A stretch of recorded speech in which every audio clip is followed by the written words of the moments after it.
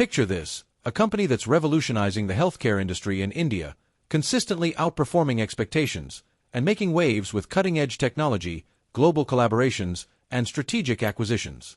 It's not just a healthcare provider, it's a game-changer in the sector. Intrigued yet?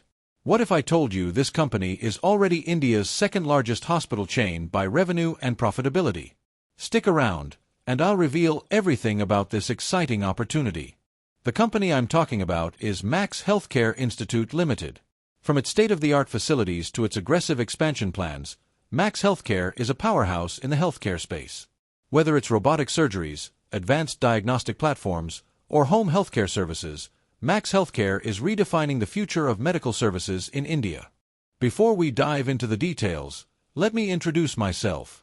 Welcome to my YouTube channel, your go-to channel for stock market insights and investment education. A quick disclaimer: I am not a SEBI-registered analyst. This video is purely for educational purposes. If you're planning to invest in Max Healthcare, or any stock, based solely on this video, I strongly recommend you do your own research or consult a SEBI-registered financial advisor or research analyst. Let's unpack what makes Max Healthcare a standout player in the industry. First, leadership position. Max Healthcare is India's second-largest hospital chain, not just in terms of revenue but also EBITDA and market capitalization. Its focus on super-specialty care has earned it a dominant position in metros, with over 82% of its 530 beds located in urban centers like Delhi NCR, Mumbai, and Mohali. Max Healthcare is a pioneer in complex medical procedures such as transplants, robotic surgeries, cardiac and neurosurgeries, oncology, and orthopedic procedures. Their facilities are equipped with state-of-the-art infrastructure, including ortho and spine robots, Radixact tomotherapy, TrueBeam STX Linac, Da Vinci Xi robot, and digital PET CT scanners. This focus on advanced technology not only enhances patient outcomes but also drives higher revenues per patient. The company has ventured into innovative segments like Max Lab, a non-captive pathology division that serves over 1,000 active partners across 36 cities, providing diagnostic services through 435-plus partner-run collection centers and 275-plus pickup points. Max at Home, offering care right at patients' doorsteps, including critical care, preventive care, and ICU at-home services. With 3,000-plus daily billed transactions, this is a rapidly growing segment. Max My Health app, a proprietary digital platform that streamlines appointments and services. Digital revenues contributed 21% of its H1 FY24 earnings, signaling a shift toward tech-enabled healthcare. Now we will discuss about the Max aggressive expansion plans. Max Healthcare is on an ambitious growth trajectory, planning to double its bed capacity over the next 4 to 5 years. Here's the roadmap. FY24, adding 300 beds for 918 Indian rupees crores. FY25, 819 beds for 1,592 Indian rupees crores. FY26, 1,100 beds for 1,377 Indian rupees crores. FY27, 521 beds for 552 Indian rupees crores. FY28, 1,350 beds. Additionally, the acquisition of the 550-bedded Sahara Hospital in Lucknow for 940 Indian rupees crores demonstrates their commitment to scaling operations and tapping into new markets. Max Healthcare is deeply invested in medical research and global collaboration. Over 1,000 high-index research publications in the last 5 years. Partnerships with leading institutions like Deakin University, Australia, and Imperial College London, UK. Multiple ongoing research projects, funded by prestigious organizations like CSIR and DST. Their international presence is also growing, with a representative office in Nairobi, Kenya, to attract global patients and enhance their brand visibility. Let's take a closer look at the financial health of Max Healthcare. We'll explore their trends, margins, and key ratios to see how well the company is performing. Let's analyze their growth and what the numbers reveal about their overall financial stability. Let's dive into this incredible sales growth journey. Back in March 17th, sales stood at 1,608 Indian rupees crore, and by March 24th, they've skyrocketed to 5,406 Indian rupees crore, growing an impressive 3.36 times over 7 years. This steady climb highlights remarkable performance. The EBITDA growth over the years, and see what the numbers reveal. Starting at 141 Indian rupees crore in March 17th, the EBITDA shows a fluctuating start but takes off significantly from March 20th onwards, reaching an impressive 1,492 Indian rupees crore by March 24th. That's a staggering 10.6 times growth in just 7 years. Key highlights include a sharp rise between March 20th and March 21st, likely reflecting operational efficiency or strategic shifts. Now, let's shift our focus to net profit and uncover its fascinating story. Back in March 17th, net profit stood at 16 Indian rupees crore, but the journey hasn't been smooth.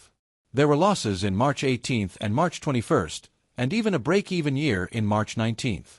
However, things turned around dramatically starting March 22nd, with a massive jump to 605 Indian rupees crore, peaking at 1,104 Indian rupees crore in March 23rd, and stabilizing at 1,058 Indian rupees crore in March 24th. This sharp recovery and sustained profitability highlight a major transformation. Now, let's talk about reserves and see how the company's financial strength has evolved over the years. Back in March 17th, reserves stood at 655 Indian rupees crore but dipped over the next couple of years, reaching a low of 426 Indian rupees crore in March 19th. However, from March 21st onwards, there's a massive turnaround, with reserves skyrocketing to 4,673 Indian rupees crore and continuing to climb steadily, reaching 7,436 Indian rupees crore by March 24th and 7,827 Indian rupees crore by September 24th. This remarkable growth in reserves reflects improved profitability and financial stability. Next, let's dive into the debt-to-equity ratio and see how the company has managed its debt over the years. Starting at 0.73 in March 17th, we see a gradual increase in debt, peaking at 1.54 in March 20th. This suggests a higher reliance on debt during that period. However, from March 21st onwards, there's a significant reduction, with the ratio dropping to 0.20 in March 21st, and further decreasing to as low as 0.09 in March 23rd, indicating much lower debt levels. By March 24th, the ratio slightly rises again to 0.15, but it's still quite manageable. This trend shows the company's impressive shift towards lower debt, improving financial stability and reducing risk. Now, let's take a look at the interest coverage ratio, which tells us how easily the company can cover its interest expenses with its earnings. In March 17th, the ratio was just 1.04, meaning the company barely covered its interest costs. This number fluctuated over the next few years, dipping to 0.62 in March 21st, signaling a potential struggle to meet interest obligations. However, from March 22nd onward, the ratio sees a remarkable improvement, jumping to 8.32 in March 22nd, and skyrocketing to 13.67 in March 23rd and 23.75 in March 24th. This massive improvement reflects a significant rise in earnings and much stronger ability to cover interest expenses.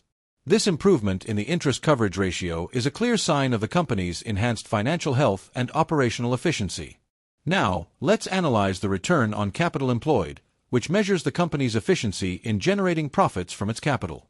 We see an interesting trend here. From 4% in March 18th, our OCE gradually improves over the years, reaching 16% in March 24th. This steady growth indicates the company's increasing ability to generate higher returns on its invested capital, with a noticeable jump from 7% in March 21st to 12% in March 22nd. By March 24th, the ratio stands at a healthy 16%, showcasing strong operational performance and efficient use of capital. But that's not all. Let's also talk about some key metrics that highlight Max Healthcare's operational efficiency. The occupancy rate is approximately 75% as of H1 FY24, reflecting a solid utilization of hospital beds. Additionally, the average revenue per occupied bed stands at 67,000 Indian rupees for FY23, which indicates good revenue generation from each occupied bed. Together, these financial and operational insights paint a picture of a company that's not only improving its profitability but also efficiently managing its resources to drive sustainable growth. While Max Healthcare presents a compelling growth story, it's important to note the risks. The healthcare sector is capital-intensive, requiring significant upfront investment. Regulatory changes in the healthcare space could impact profitability.